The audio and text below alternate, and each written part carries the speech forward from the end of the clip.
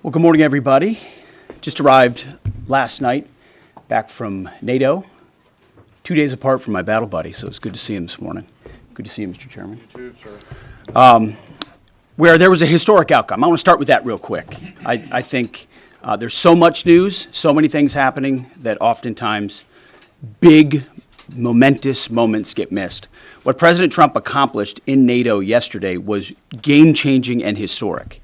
A shift in burden sharing to European responsibility in NATO that most would have said was impossible at the beginning of his term. But he said NATO needs to pay up. They started in the first term, and here in his second term, we've accelerated that. 32 NATO countries committed to spending 5% of their GDP on defense, on actually investing in the NATO alliance. So I hope with all the ink spilled, all of your outlets find the time to properly recognize this historic change in continental security that other presidents tried to do, other presidents talked about. President Trump accomplished it. It's a huge deal. You see, we're here this morning because in hunting for scandals all the time, in trying to find wedges and spin stories, this press corps and the press corps miss historic moments. You miss historic moments like 5% at NATO, which when you hear, I was in the closed-door briefing, I wish there could have been cameras in there. When you heard the prime ministers and presidents of other countries, to a man and to a woman, looking at President Trump and saying, this never could have happened, never would have happened. It seemed impossible 5 years ago, 2 years ago, 8 years ago, but here we are because of your leadership. If you ask them the question, I bet they'd say the same thing. But searching for scandals, you miss historic moments, like recruiting at the Pentagon. Historic levels in the Army, the Air Force, and the Navy. Yeah, maybe there'll be a little mention here or there, but because it was under President Trump's leadership, because Americans are responding to him as commander-in-chief, the press corps doesn't want to write about it. Or bring us to the topic of the moment, the highly successful strikes in Iran. Let me read the bottom line here. President Trump directed the most complex and secretive military operation in history, and it was a resounding success, resulting in a ceasefire agreement and the end of the 12-day war. There's been a lot of discussion about what happened and what didn't happen. Step back for a second. Because of decisive military action, President Trump created the conditions to end the war, decimating, choose your word, obliterating, destroying Iran's nuclear capabilities. I want to read some of the assessments that have been provided because whether it's fake news, CNN, MSNBC, or the New York Times, there's been fawning coverage of a preliminary assessment. I've had a chance to read it. Every outlet has breathlessly reported on a preliminary assessment from DIA. I'm looking at it right now. Again, it was preliminary, a day and a half after the actual strike, when it admits itself in writing that it requires weeks to accumulate the necessary data to make such an assessment. It's preliminary. It points out that it's not been coordinated with the intelligence community at all. There's low confidence in this particular report. It says in the report there are gaps in the information. It says in the report multiple linchpin assumptions are what this assessment, a linchpin assumption, you know what that is? That means your entire premise is predicated on a linchpin. If you're wrong, everything else is wrong. And yet, still, this report acknowledges it's likely severe damage. Again, this is preliminary, but leaked because someone had an agenda to try to muddy the waters and make it look like this historic strike wasn't successful. I'm going to get to the chairman in a moment because he's going to lay out the particulars for you based on his professional military experience. But here's what other folks are saying. The DIA that put that report out says this is a preliminary low-confidence report and will continue to be refined as additional intelligence becomes available. How about the Israeli Atomic Energy Commission? The devastating U.S. strikes on Fordo destroyed the site's critical infrastructure and rendered the enrichment facility inoperable. Have any of these quotes made their way into the New York Times or the Washington Post? MSNBC? CNN? Any of these quotes? How about this one? This is a new one from the UN, the United Nations. No friend of the United States, or certainly Israel often. Here's the head of the UN Atomic Energy Agency this morning, Rafael Grossi. U.S. and Israeli strikes caused enormous damage to Iran's nuclear sites. Don't take my word for it. How about the IDF's chief of staff? I can say here that the assessment is that we significantly damaged the nuclear program, setting it back by years. I repeat, years. The Iranian foreign minister, the spokesman, our nuclear installations have been badly damaged, that's for sure. I'm sure that's an understatement. John Radcliffe, the director of the CIA, putting out a statement just last night. CIA can confirm that a body of credible intelligence indicates Iran's nuclear program has been severely damaged by recent targeted strikes. This includes new intelligence from a historically reliable, very different than preliminary assessment with low confidence. He's saying historically reliable and accurate source and method that several key Iranian nuclear facilities were destroyed and would have to be rebuilt over the course of years. CIA continues to collect additional reliably sourced information to keep appropriate decision makers fully informed. How about DNI Tulsi Gabbard yesterday? She writes, and I quote, "New intelligence confirms what POTUS has stated numerous times. Iran's nuclear facilities have been destroyed." Institute for Science and International Security President David Albright, overall, Israel and U.S. attacks have effectively destroyed Iran's centrifuge enrichment program.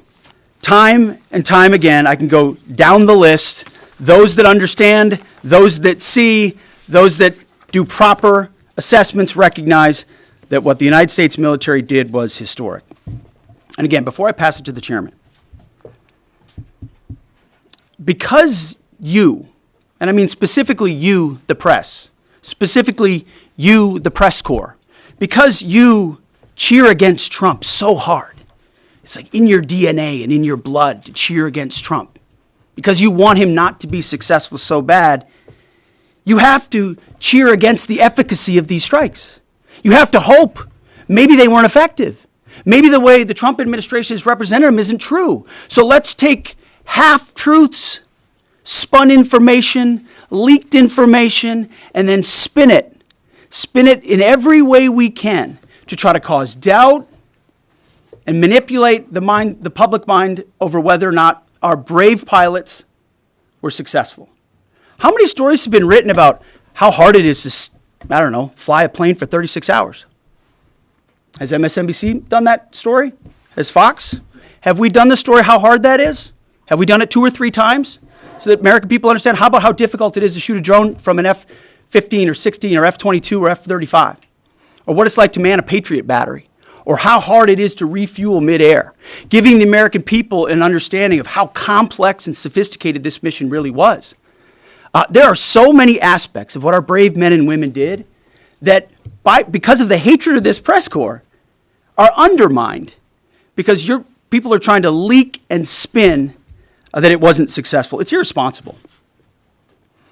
And folks in this room are privy to that information because of the proximity here in the Pentagon. It's an important responsibility.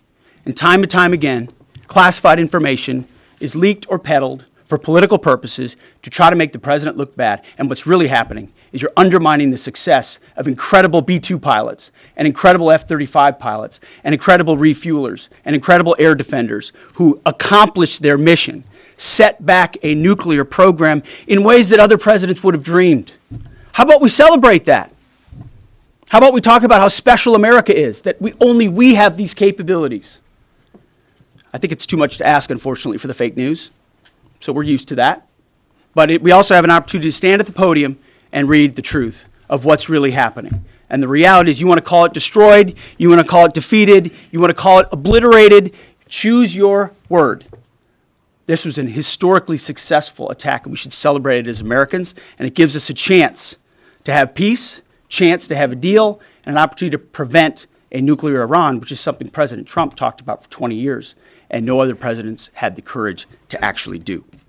So with that, I want to hand it over to the chairman of the Joint Chiefs. They've done technical analysis on this, not just on the strike, but also on our Patriot defenders, on Al Udeid.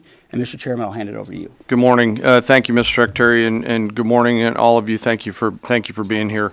As a follow-up to my comments on Sunday's press conference, I wanted to give you a few updates this morning on something I'm honored to do as a chairman, and that's a chance to get to talk about some of our service members and the incredible things that they do on behalf of our nation. And I apologize ahead of time for the length and the detail.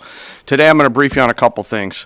First, I'm going to talk about our air defenders at Al Udeid in Qatar and their actions on Monday. Then I'm going to walk you through a little bit about the academics that went into the attack against Fordo, the massive ordnance penetrator weapon, and we're going to show a video that highlights the effects that weapon has. Of course, nobody was down inside the target, so we don't have video from the target. First, on Monday, as the President has stated, on Monday morning we began to receive indications and warnings that Iran intended to attack U.S. bases in the region. That morning, building on the work that CENTCOM Commander Eric Kurilla had done, and on the orders of the President, at Al Udeid Air Base in Qatar and around the region, we assumed a minimum force posture.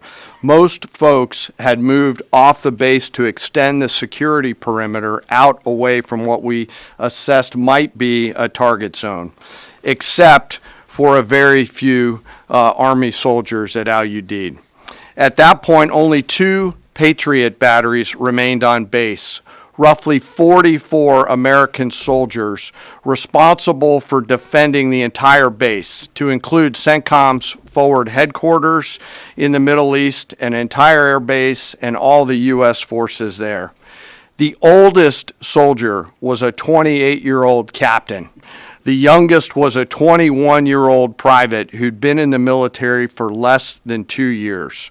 So let's put ourselves out there for a second. Imagine you're that young first lieutenant, you're 25 or 26 years old, and you've been assigned as the tactical director inside the command and control element. You, at that age, are the sole person responsible to defend this base. Listening next to you is your early warning operator whose job is to notify you of imminent attack. There's 5 people inside a vehicle and 5 people outside of a vehicle around these, a total of, as I said, 44. By the way, you've sat in the Middle East for years, deployed over and over again, extended multiple times, always being prepared, but unsure of when that particular day will come that you must execute your mission and not fail at doing it. In this case, these Patriot crews were deployed from Korea and Japan as part of our U.S. forces there to ensure that we had the most capable missiles in the CENTCOM area of responsibility. As the day continues, you start to hear more and more chatter in the information space about a pending attack.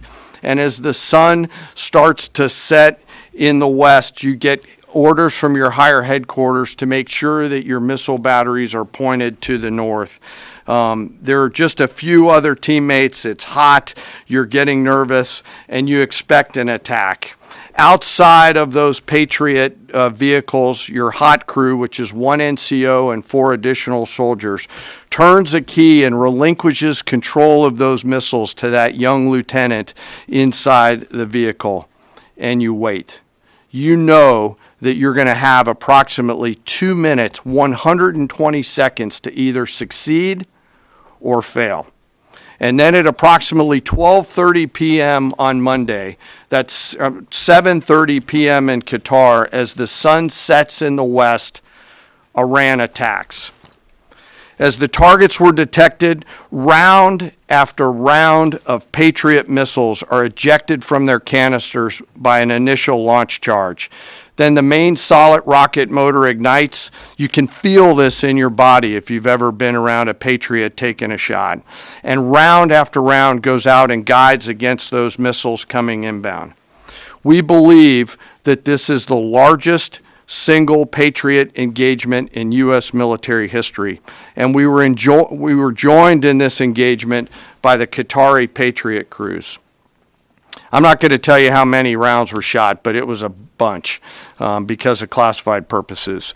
And we're aware that there's reports of something getting through. What we do know is there was a lot of metal flying around. Between attacking missiles being hit by Patriots, boosters from attacking missiles being hit by Patriots, the Patriots themselves flying around, and the debris from those Patriots hitting the ground, there was a lot of metal flying around. And yet our U.S. air defenders had only seconds to make complex decisions with strategic impact. These awesome humans, along with their Qatari brothers and sisters in arms, stood between a salvo of Iranian missiles and the safety of Al Udeid.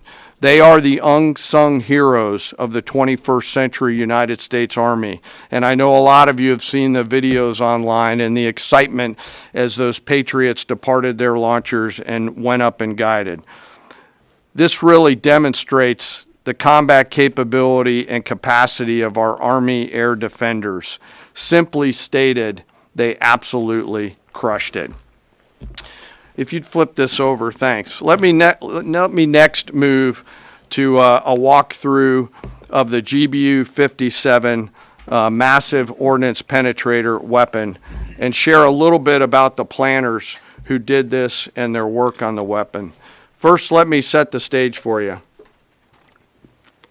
There's an organization in the U.S. called the Defense Threat Reduction Agency, DTRA. DTRA does a lot of things for our nation, but DTRA is the world's leading expert on deeply buried underground targets. In 2009, a Defense Threat Reduction Agency officer was brought into a vault at an undisclosed location and briefed on something going on in Iran. For security purposes, I'm not going to share his name. He was shown some photos and some highly classified intelligence of what looked like a major construction project in the mountains of Iran. He was tasked to study this facility, work with the intelligence community to understand it, and he was soon joined by an additional teammate. For more than 15 years, this officer and his teammate lived and breathed this single target, Fordo, a critical element of Iran's covert nuclear weapons program. He studied the geology. He watched the Iranians dig it out. He watched the construction, the weather, the discard material, the geology, the construction materials, where the materials came from. He looked at the vent shaft, the exhaust shaft, the electrical systems, the environmental control systems, every nook, every crater, every piece of equipment going in and every piece of equipment going out. They literally dreamed about this target at night when they slept. They thought about it driving back and forth to work, and they knew from the very first days what this was for. You do not build a multi-layered underground bunker complex with centrifuges and other equipment in a mountain for any peaceful purpose. They weren't able to discuss this with their family, their wives, their kids, their friends, but they just kept grinding it out. And along the way, they realized we did not have a weapon that could adequately strike and kill this target. So they began a journey to work with industry and other tacticians to develop the GBU 57. They tested it over and over again, tried different options, tried more after that. They accomplished hundreds of test shots and dropped many full-scale weapons against extremely realistic targets for a single purpose: kill this target at the time and place of our nation's choosing. And then, on a day in June of 2025, more than 15 years after they started their life's work, the phone rang and the President of the United States ordered the B-2 force that you've supported to go strike and kill this target. Yesterday, I had the incredible honor and privilege of spending time with these two Defense Threat Reduction Agency officers who've given so much. One of them said, quote, "I can't even get my head around this. My heart is so filled with the pride of being a part of this team. I am so honored to be a part of this." To you both, thank you, and thank you to your families. Operation Midnight Hammer was the culmination of those 15 years of incredible work. The air crews, the tanker crews, the weapons crews that built the weapons, the load crews that loaded it. Before I run through this video today, I want to talk a little bit about weaponeering and what goes into an attack. Weaponeering is the science of evaluating a target. I mentioned all of those factors before that these two DTRA officers had thought about. Ultimately, weaponeering is determining the right weapon and fuse combination to achieve the desired effects and maximum destruction against a target. In the case of Fordo, the DTRA team understood with a high degree of confidence the elements of the target required to kill its functions, and the weapons were designed, planned, and delivered to ensure that they achieve the effects in the mission space. By the way, in the beginning of its development, we had so many PhDs working on the MOP program, doing modeling and simulation, that we were quietly and in a secret way the biggest users of supercomputer hours within the United States of America. So let me talk about the graphic a little bit. And the GBU 57, which all of you I know is a 30,000 pound weapon dropped only by the B-2. It's comprised of steel, explosive, and a fuse, programmed bespokely each weapon to achieve a particular effect inside the target. Each weapon had a unique desired impact angle, arrival, final heading, and a fuse setting. The fuse is effectively what tells the bomb when to function. A longer delay in a fuse, the deeper the weapon will penetrate and drive into the target. So on Fordo, in June of 2008, you can see these three holes. Depicted here is the main exhaust shaft with two additional ventilation shafts on either side.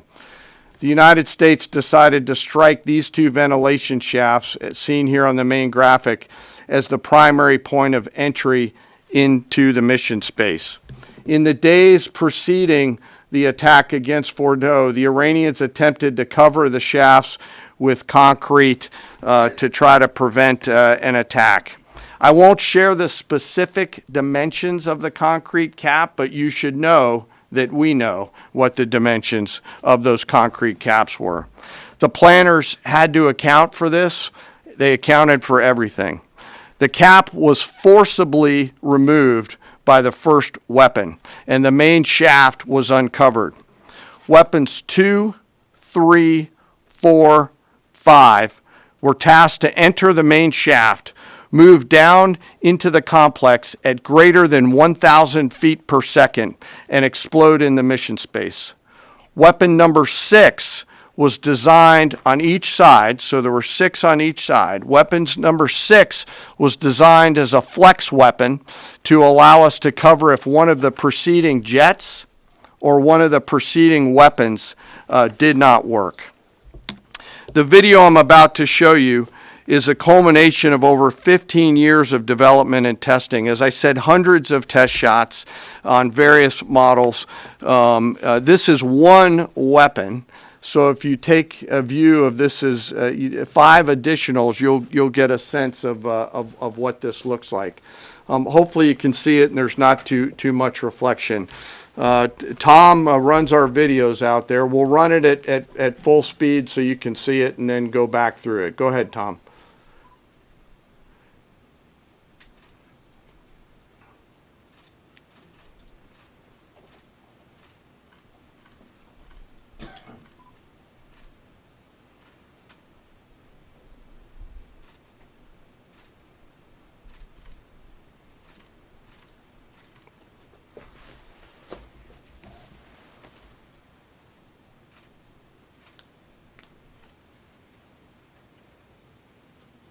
Keep it going for a minute. You'll see inside the mission space.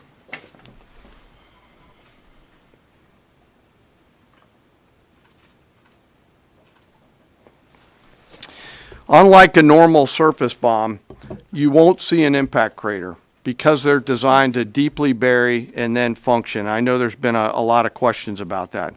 All 6 weapons at each vent at Fordo went exactly where they were intended to go.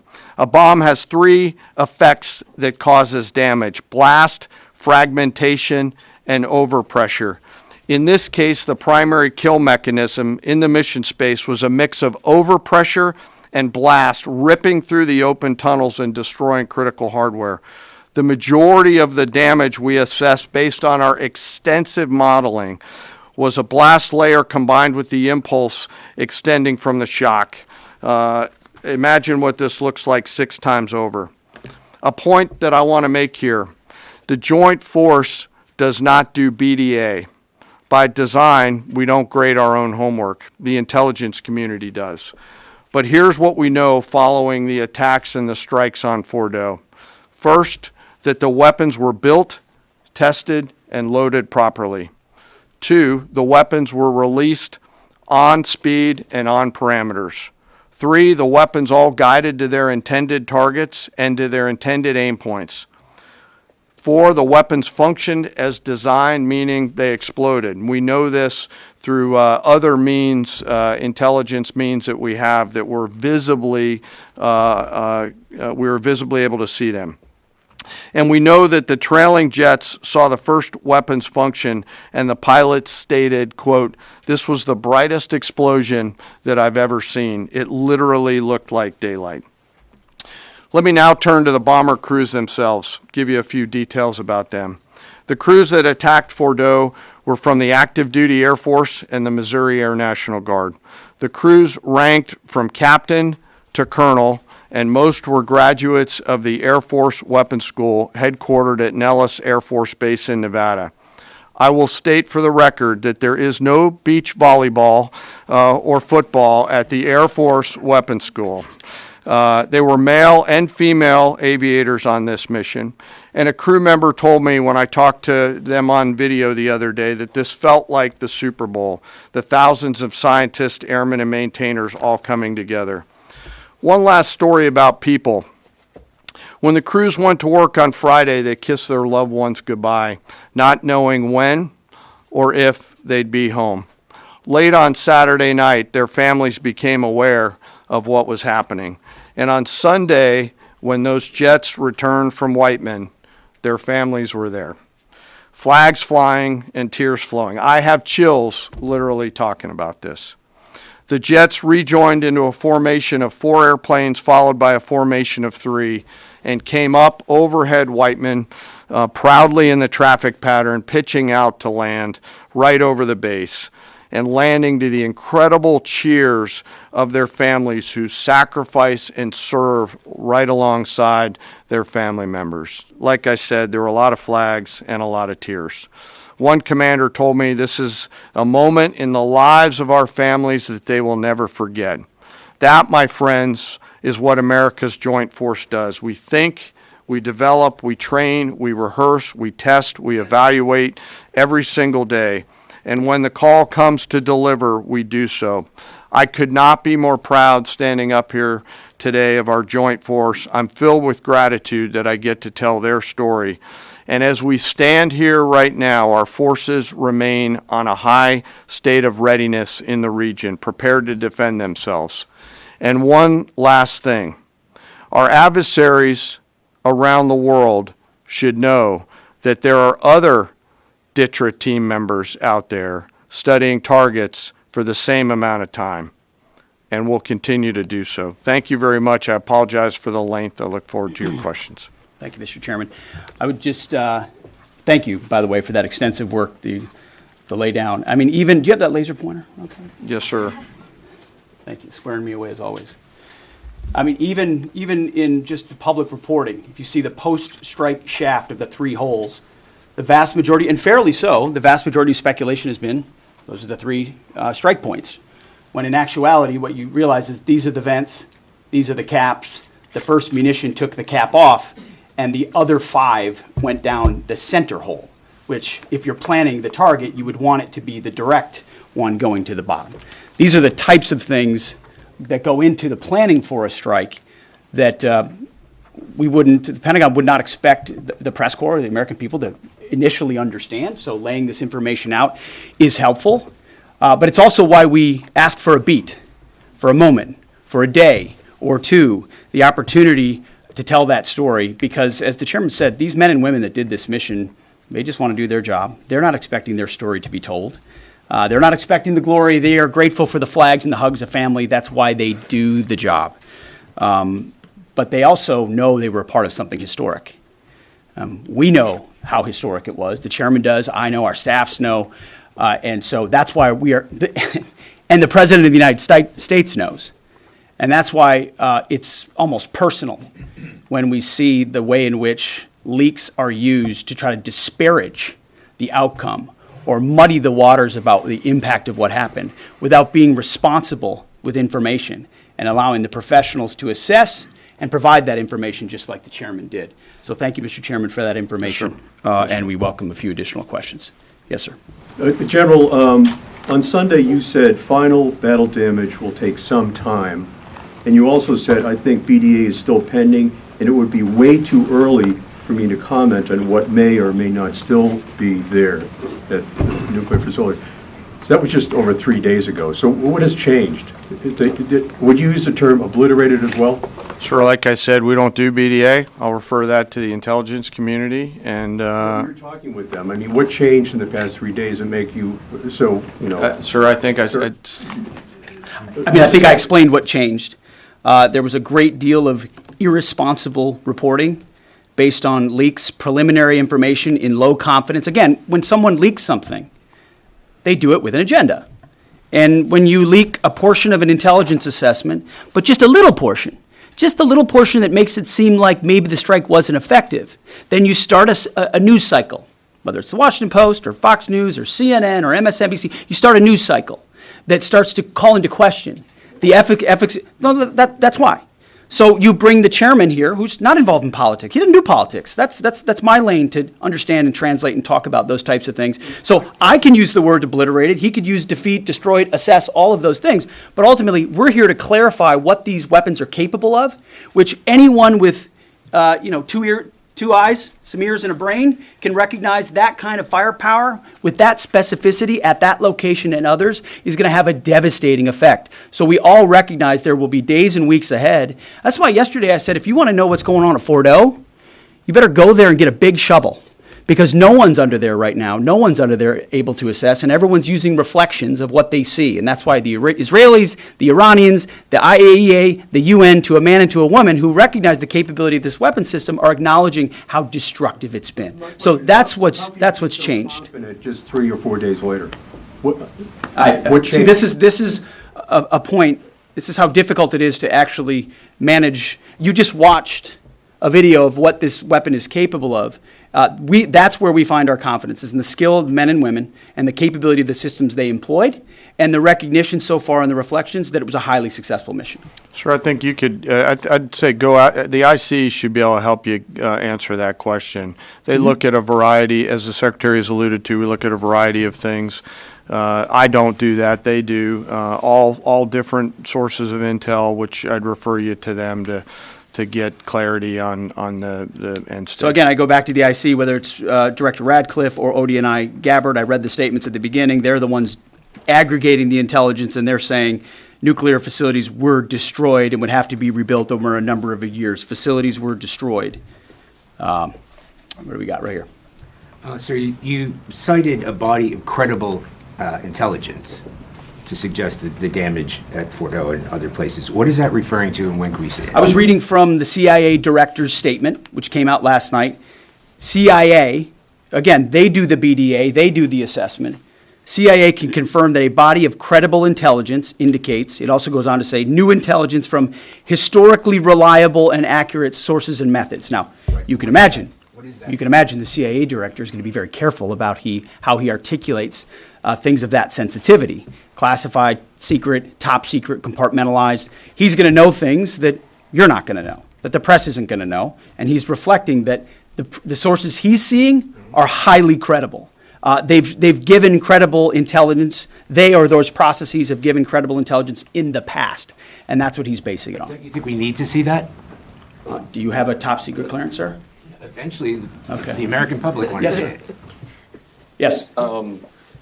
Yeah, you. I wanted to ask briefly just. No, not you. Checkered shirt. Oh, Right there. so Mike Glenn with the Washington Times. Yes, sir. Thanks, sir.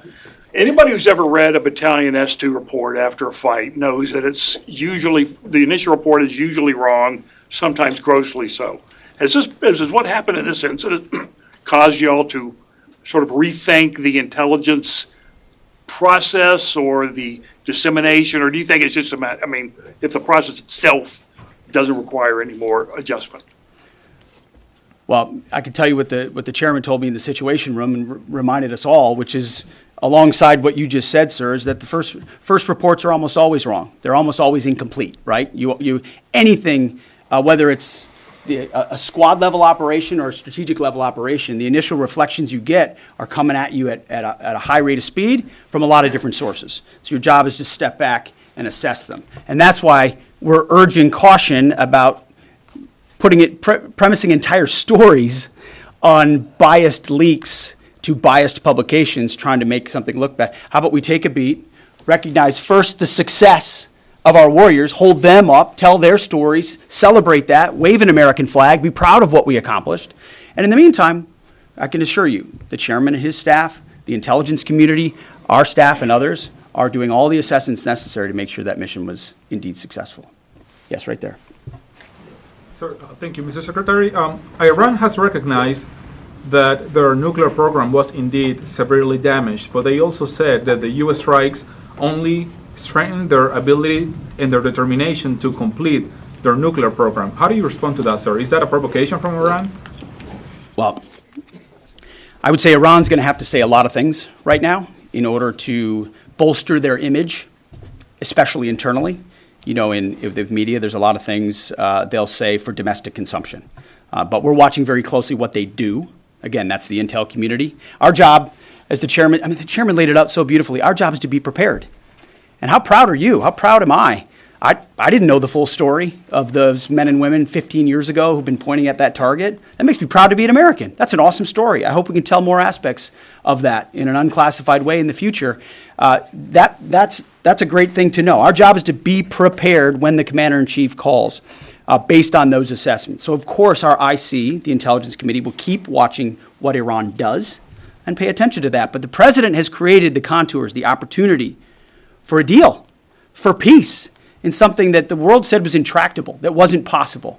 And we got that peace, that ceasefire, that option, because of strength, because of his willingness to use American military might that no one else on the planet can do with the kind of planners and operators that the chairman just laid out. Yes, sir. Right there. Yep. Me, sir? Just a quick question. There's public imagery available saying that highly enriched uranium was moved out of Fordo before the strikes.